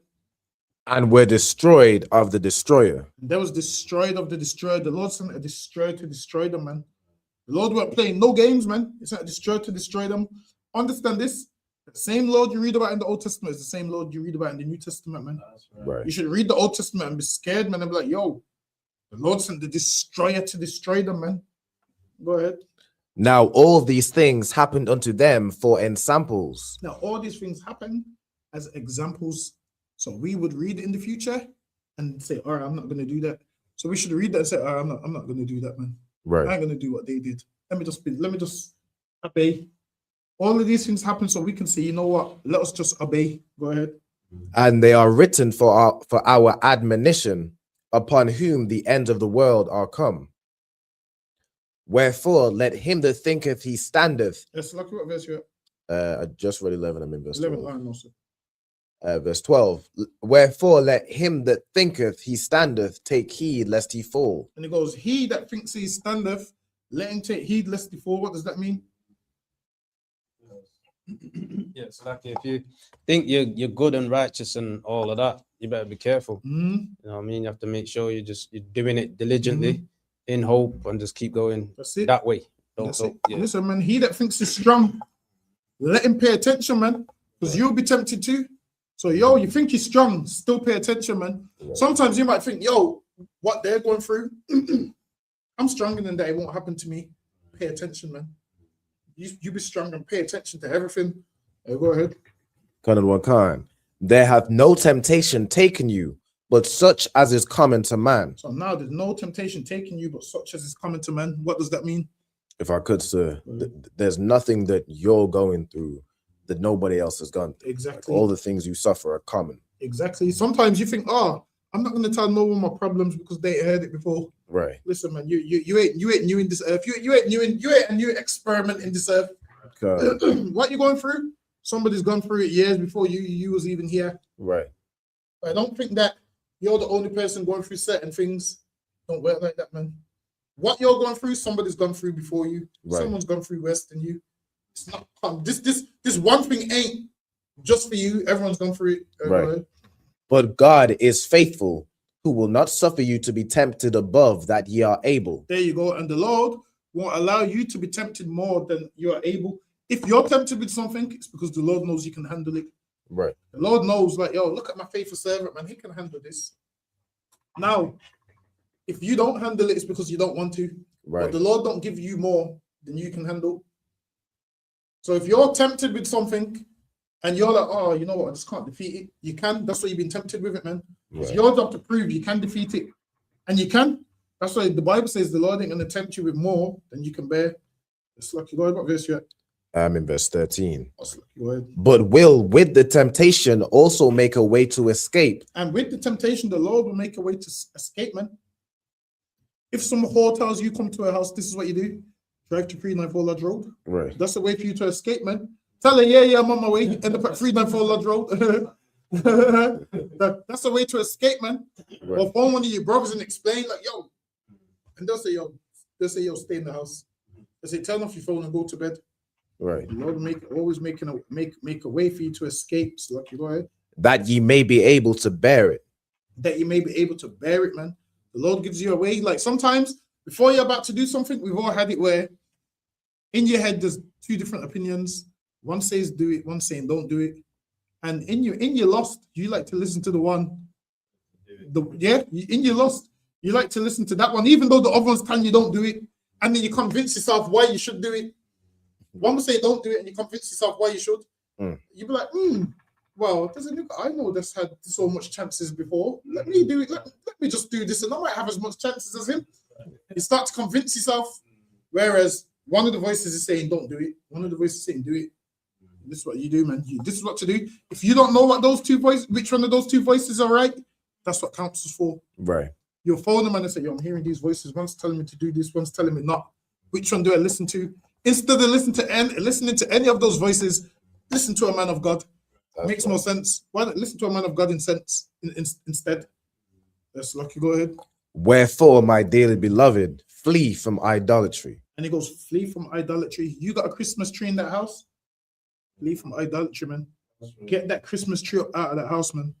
So you know what? I'm not doing this nonsense. Get that Christmas tree up out of the house. Not up, not you niggas gonna think put the Christmas tree up. I'm talking about get it up out of the house. That's lucky. Go ahead. Okay. 15. I speak as to wise men. Judge ye what I say. See, he goes, I'm speaking to wise men. So in the book of Corinthians, he ain't speaking to everybody. He said, I'm speaking to wise men. Meaning this ain't for everybody. Go ahead.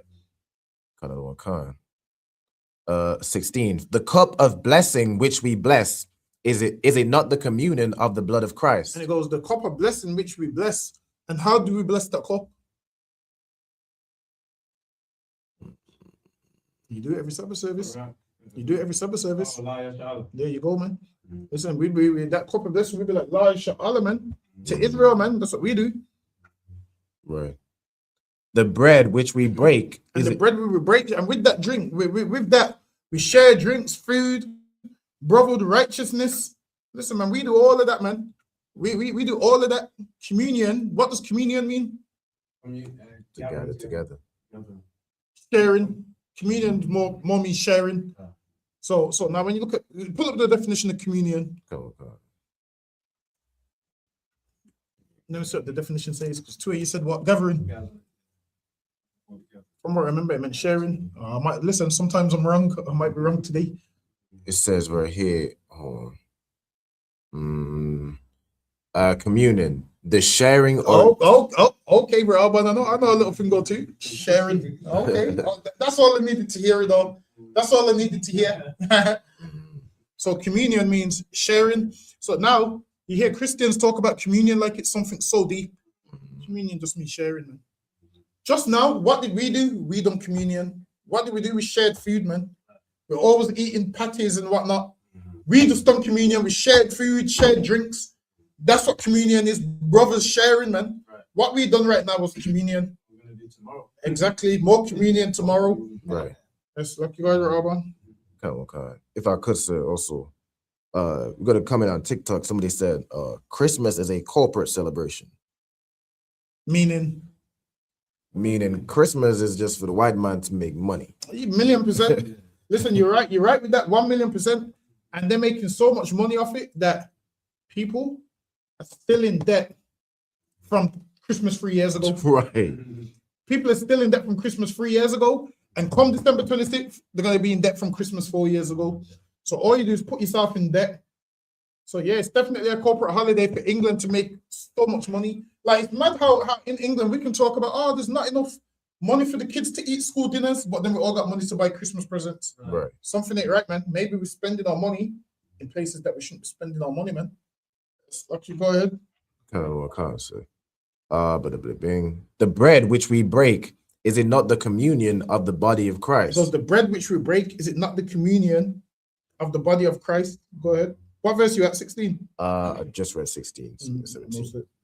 For we being many are one bread and one body. For we are all partakers of that one bread. And it goes, we're all partakers of that one bread. Hold on, what's it? Yeah, go ahead. Behold, Israel after the flesh are not they which eat of the sacrifices. So now, actually, let's take me back to verse 16. Verse 16. The cup of the blessing which we bless, is it not the communion of the blood of Christ? Is it not the communion of the blood of Christ, man? Meaning, what did Christ? Actually, go ahead, read on. The bread which we break, is it not the communion of the body of Christ? And it says the bread which we break, is it not the communion of the body of Christ? What does that part mean? The blood of Christ and the breaking of the bread. What does that part mean? It's like, that's a sharing together, like brotherhood. So it's like when Christ broke the bread with the Last Supper, he broke the bread and he shared it amongst his brethren. So sharing, he said, and then also he said, take this, eat of my, eat of my body or something like that. Mm-hmm. So it's a sharing. We're gathering together. We're sharing and showing brotherhood, just like how Christ did with the disciples. Yeah, perfect. And when Christ is there, Christ is saying, yo, when you like break bread, remember me. Right. Think of me. When you like drink together, think of me. Why? Because the only reason we drinking and breaking bread together is because of Christ, man. Right. We wouldn't all know each other without that. Because of Christ is why we're breaking bread and drinking together. Right. So that's why Christ is like, yo, when you eat this, when you drink this drink, think of me. When you break this bread, think of me. And that's why when Paul goes, they that eat and drink of this bread unworthily, meaning you can't fake this brotherhood, man. Because Christ died so we can come together. Christ died so we can come together. And every time we eat and drink, think of him. That's why Christ goes, where 2 and 3 of you are gathered, I'm there. Because Christ is saying, yo, I'm the reason you're coming together. So I'm the reason you're coming together. So I'm there. The reason you've come together is because of me. That's what Christ is basically saying. That's lucky. Go ahead. For we being many are one bread and one It body. says, for we being many are one bread and one body, meaning there's many different schools, man. Even though there's many of us, even though we're many different people, we're one body and we multiple schools, but we're one school. We're multiple schools in locations, but we're one school at the same time. Right. We're one body. Go ahead. For we are all partakers of that one bread. For we are all partakers of that one bread, man. That one bread which is Christ. We all partakers of it, man. We all here for Christ's sake. Go ahead. Behold, Israel after the flesh are not they which eat of the sacrifices. What verse you at? That's 18. Oh, it's like, go ahead. Behold, Israel after the flesh are not they which eat of the sacrifices partakers of the altar. See, and it goes, they that eat of the sacrifices are partakers of the altar. That's talking about the priests. Now he's going into work now, like, yo, they, like why it went into verse 9, they are partakers of the altar because they're eating the sacrifices that come off it. Go ahead. What say I then? That the idol is anything, or that which is offered in sacrifice to idols is anything? So it's saying, is the idol anything, or that which is sacrificed to the idol anything? Go ahead. What verse you at? 29. Verse 20, go ahead. But I say that the things which the Gentiles sacrifice, they sacrifice to devils. So now the things that they sacrifice, now the idol's nothing. Who gives a shit? The idol is nothing. Right. But it's there what they sacrifice to devils. So Right. they're sacrificing on Valentine's Day, birthday, Christmas. And now if you partake in certain things, you're partakers of it. Go ahead. They sacrifice to devils. So now you're partakers of it if you're at their events with them, man. If you're at their events with them, now we know food is just food. Now, if you're at their events eating food, you're partakers of their sacrifices, of their idols, man. Same like a man that's in the temple doing the sacrifice to the Lord, he's partakers of that. He's partakers of the Lord's sacrifice because he's doing the work in the temple. Now, if you're in a Christmas party and they bring a turkey, now you're partakers of that, man. You're partakers of that, half that devil worshipping that they're doing. Right. Different you just having a random turkey. This is you eating Christmas dinner, having a Christmas turkey. Right. Yes, look what verse you at. In verse 20. 20. Yes, Lucky, go ahead. But I say that the things which the Gentiles sacrifice, they sacrifice to devils and not to God. And I would not that ye should have fellowship with devils. There you go, man. We ain't supposed to be at their Christmas parties. Listen, man, we shouldn't have fellowship with them. Right. Now, does this mean you can't see your mother ever? No, but on Christmas, don't have fellowship with her, man. That's right. Don't sit down in your mom's house and when they're doing these things. Go ahead. Mm-hmm. Ye cannot drink the cup of the Lord and the cup of devils. And now he's saying you can't drink the cup of the Lord and the cup of devils. You need to pick, man. You can't be in the truth and then saying, yeah, I'm going to my mom's for Christmas. Now, if you live with her, you stay in your room, man. If you live there, then obviously you would just stay in your room. Mm-hmm. If you live there and they're throwing parties, there's nothing you can do. You stay in your room, but you can't be partakers of that and of the cup of devils. Lucky, what verse you at? 21. Yes, Lucky, go ahead. Ye cannot drink the cup of the Lord and the cup of devils. Ye cannot be partakers of the Lord's table and of the table of devils. Do we provoke the Lord to jealousy? Are we stronger than he? All things are lawful for me. He goes, all things are lawful for me. Now, this is talking about a man who keeps the law. So he lives a lawful life. So he's like, all things are lawful for me. Now, people say, well, Paul said, all things are lawful for me. Meaning, Paul's a man that lives within the law. So he knows when he says all things are lawful to me, it's not about lawful things, it's not about unlawful things. Go ahead. But all things are not expedient. All things are lawful, but all things are not expedient, man. Mm-hmm. Meaning something could be lawful, but not you don't have to do everything. Sometimes it's not wise to do certain things. Right. Like say, for instance, if there's a man and he's a vegetarian and he believes meat's evil, now to not cause him to stumble, I just wouldn't eat meat in front of him. I just wouldn't eat meat in front of him because I know he's going to be upset and feel a certain type of way. So at that time, it won't be expedient. Yes, Lucky, go ahead. What verse you at? 23. Yes, Lucky, go ahead. All things are lawful for me, but all things edify not. Let no man seek his own, but every man another's wealth. What does that part mean? Is that saying like don't be selfish with the truth? Like don't just seek your own salvation, seek another man to receive the truth and be partake of the kingdom of heaven. Nah, so in context, it's more like what some things are lawful, but it's not expedient. Meaning you wouldn't do certain things in certain men because you're worried about their feelings. So it's more like that, meaning, say for instance, if Rida was vegetarian, I eat meat. Now, that's fine. I love meat, but in front of wife for that. That's a one and a half. That's a one and a half. It's a lot. It's like, if I could, Go ahead. where it says wealth, is that more like well-being? Yes. Than like money. Okay. Yes.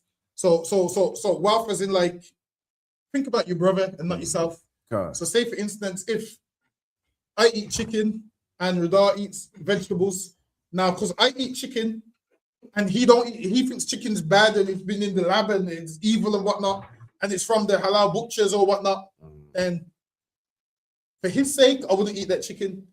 Meaning, if I didn't care about what he thought, I'd just eat the chicken. But it's saying, think about your brother. Don't think about yourself. Right. Think about your brother. Meaning, be selfless. So Paul's more saying, be selfless, and that's definitely something that we have to learn in the black community, man. We have to learn to think about more than just ourselves. Go ahead. Like, if I could, like another example would be, say, drinking is lawful, drinking alcohol is lawful, but you wouldn't drink around an alcoholic. Yes, or somebody perfect. who struggles with that. Yes. Because you wouldn't say, I'm not alcoholic, I'm drinking this. And then he's got alcohol. Guess what you would do in front of him? You drink water or soft drinks or mocktails. You drink mocktails in front of him and be like, you know what? That's you. Read that verse one more time. Come on. Let no man seek his own. Let no man seek his own, meaning, so if you was to just drink and say, I don't care about him, you're seeking your own. Right. The reason why you're not going to do that around him, because you're following the Bible and you're not seeking your own. You're thinking about him. You don't want to hurt him. Right. Okay, go ahead. But every man another man's wealth. Every man another man's wealth.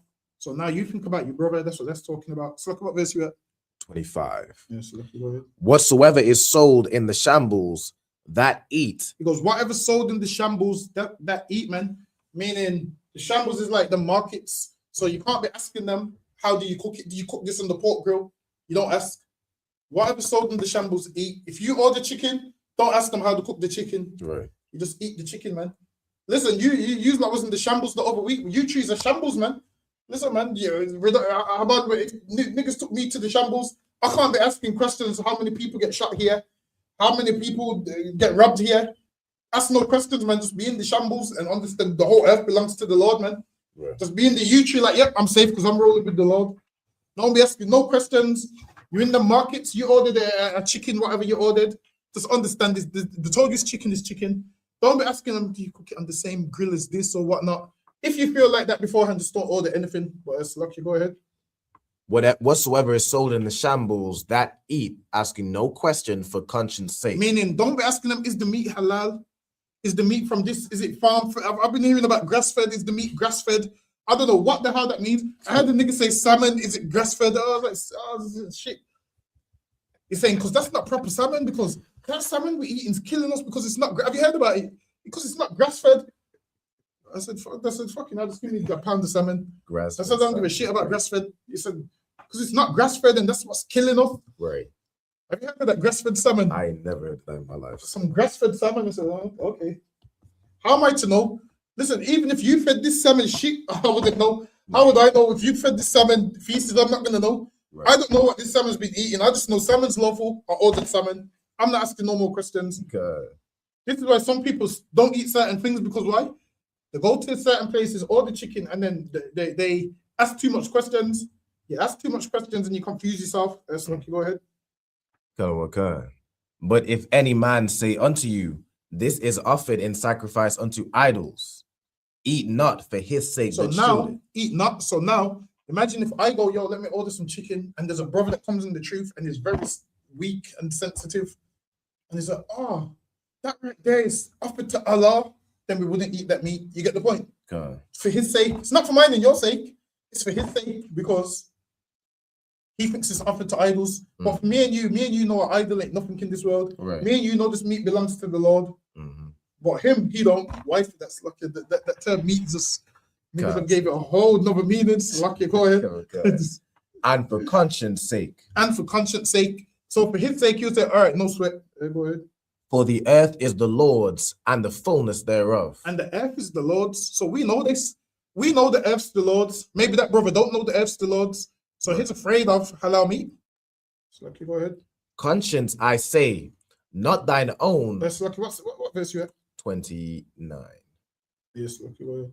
Conscience, I say, not thine own, but of the other. See? So there you go. He's letting you know, this ain't for you, this is for them. Because there's a reason why he said, no, that meat is for Allah. Because he feels a certain type of way. So you would eat it normally, Ra'aban, because you know, this is just chicken that belongs to the Lord. To him, he thinks it's sacrificed to an idol. So this ain't for your conscience sake why you don't eat it. This is for his conscience sake. Because he don't know as much as you do. Yes, Lucky, go ahead. For the earth is the Lord's and the fullness thereof. For the earth is the Lord's and the fullness thereof. Okay. Conscience, I say, not thine own, but of the other.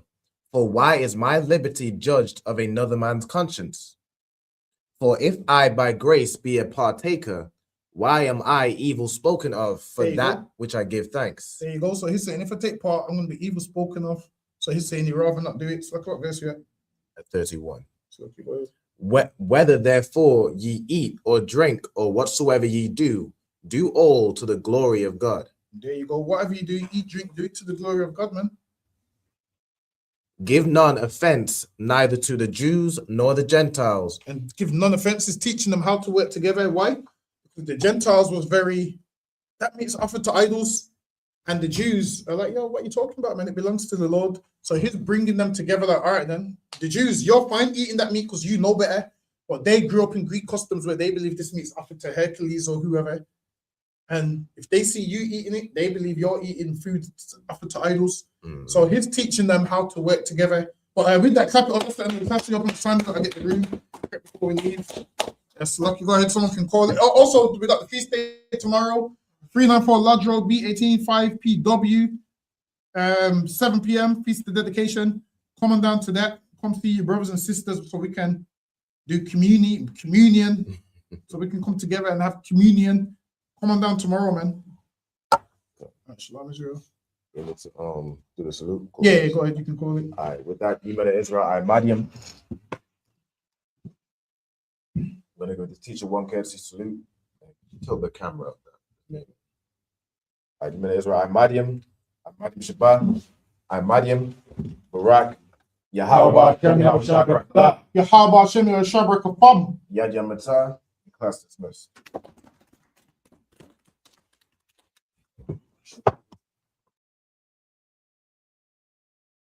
Shalom, Israel. It's that time again.